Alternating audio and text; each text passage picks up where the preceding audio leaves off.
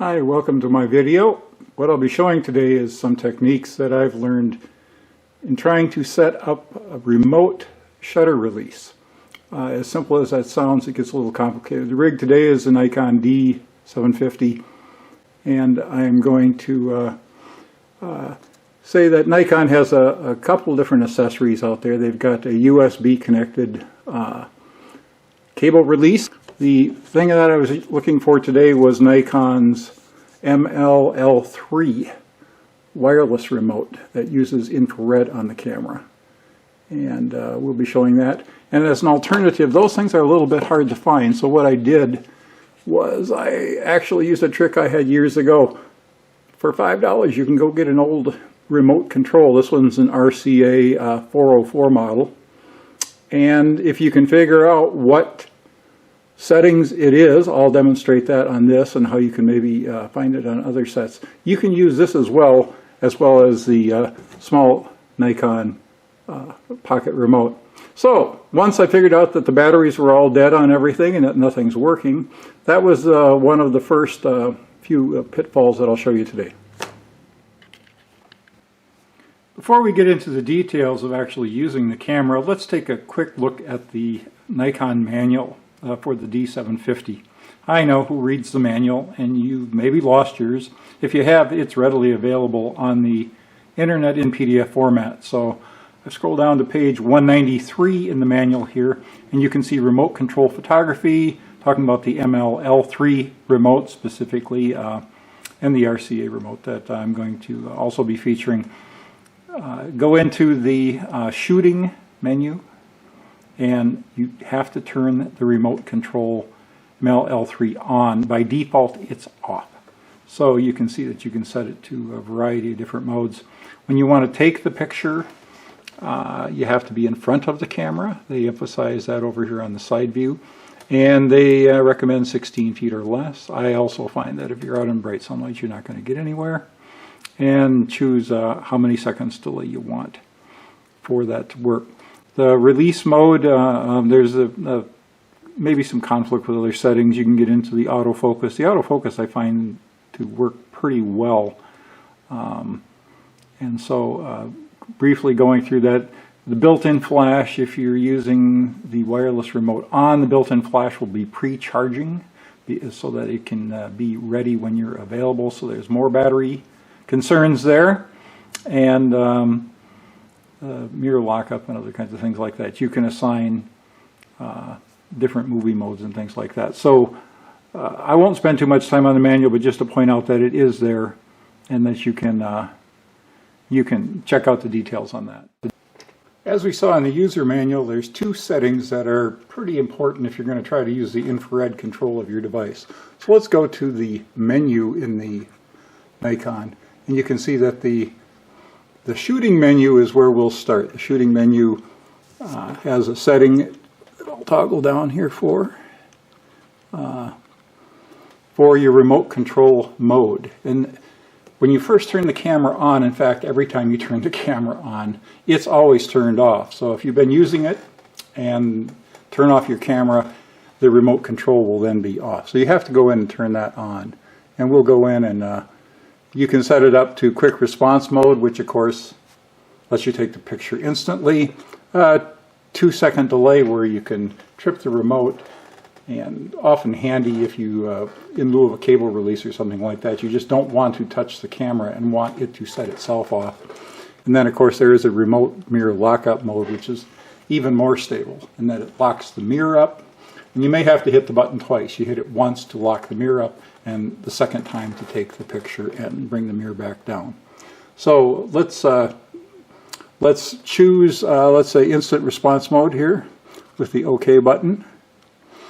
And then, as I discovered, you could, if you're working in the field and you've got your equipment set up and you've got your camera turned on, and then you're wasting some time perhaps by framing your shot and other kinds of things like that. And when you get around to trying to use your remote, nothing's working.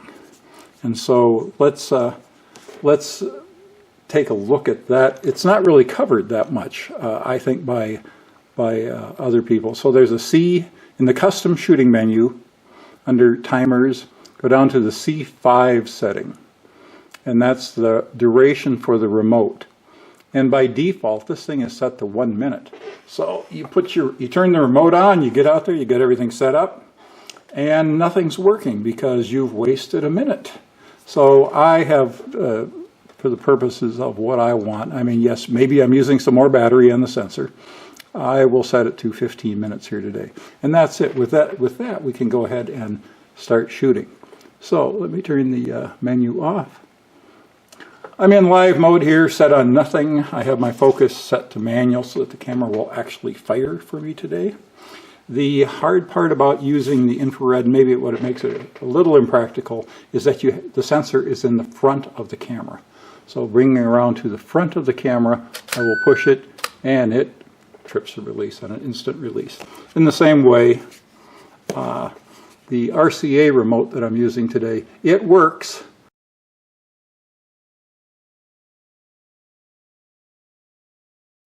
The channel up button. And so I've got that highlighted so that I can remember which button it is on this remote. And I can hit that and hit it again, and you can do continuous shooting and other kinds of things like that. So there's the two basic modes.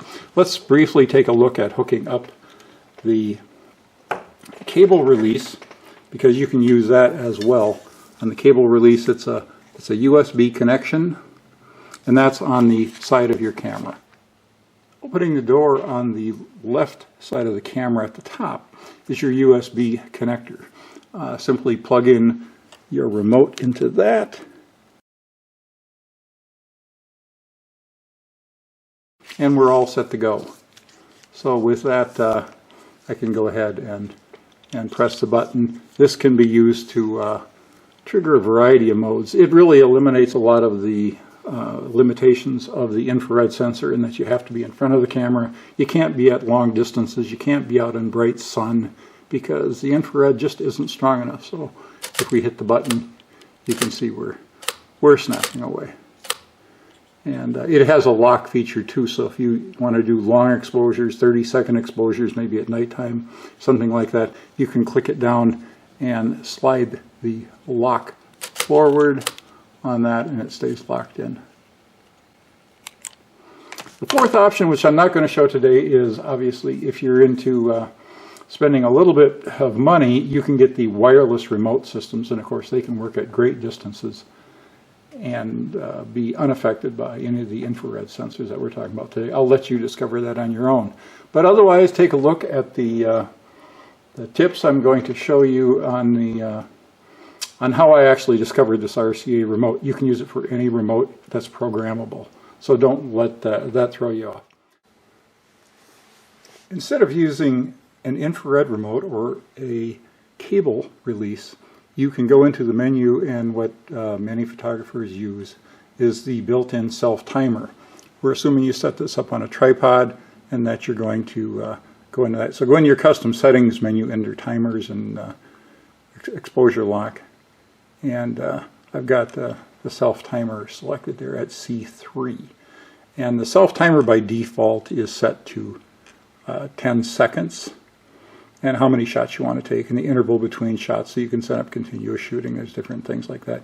10 seconds, if all you want to do is just take that good shot but not wiggle the camera, you can see just even, touching the camera in the slightest way to trigger it can cause it to jiggle. And that on a long exposure would be probably not going to get you the results you want. So I'll set it at 2 seconds briefly and then exit out of mode. And you can see that it's going to take a picture of my white background here, but when I push the release, it'll blink for 2 seconds, turns off the focus assist light, and then takes the picture. So I'm not actually, no matter how much wiggling I've done, the camera is going to work.